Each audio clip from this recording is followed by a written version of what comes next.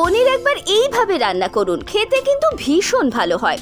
লুচি, রুটি, পরোটার সঙ্গে পনিরের এই অসাধারণ রেসিপিটা বাড়িতে একবার চেষ্টা করে দেখতে পারেন।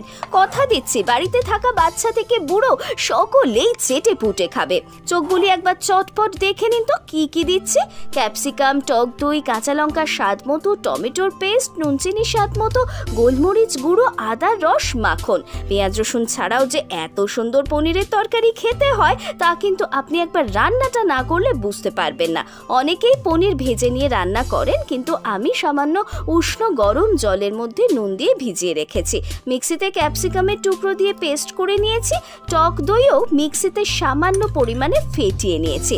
সমস্ত জোগাড়পাতি করে নিয়ে এরপর একটি ফ্রাইং প্যান গ্যাসে বসিয়ে তার মধ্যে পরিমাণ মতন সাদা তেল দিয়ে গরম করে নিয়েছি।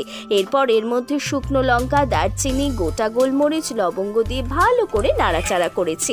এর মধ্যে টমেটো বাটা, চিনি পরিমাণ মতো দিয়ে ভালো করে নাড়াচাড়া করে তার মধ্যে ক্যাপসিকাম বাটা, ফেটিয়ে রাখা টক দই, স্বাদ মতো নুন দিয়ে দিয়েছি। ভালো করে মেশানো হয়ে গেলে আদার রস, কাঁচা লঙ্কা বাটা দিয়ে আবারও নাড়াচাড়া করে নিয়েছি। পাশ দিয়ে যখন দেখবেন তেল বেরিয়ে গেছে তখন ভিজিয়ে রাখা পনিরের টুকরোগুলো দিয়ে বেশ খানিকক্ষণ নাড়াচাড়া করে সামান্য উষ্ণ গরম জল, পরিমাণ মতন গোলমরিচ গুঁড়ো দিয়ে চাপা দিয়ে দিয়েছি। কিছুক্ষণ পর ঢাকা খুলে 1 চামচ মাখন দিয়ে দিন। তারপর আর কি, ঢাকা খুলে লুচি, রুটি, পরোটার সঙ্গে গরম গরম পরিবেশন করুন নিরামিষ পনির মালাই। আপনিও বাড়িতে এই রেসিপিটা ট্রাই করবেন তো? অবশ্যই আমাদের কমেন্ট করে জানান। ভিডিওটি ভালো লাগলে লাইক করুন, চ্যানেলটি সাবস্ক্রাইব করে সঙ্গে থাকুন।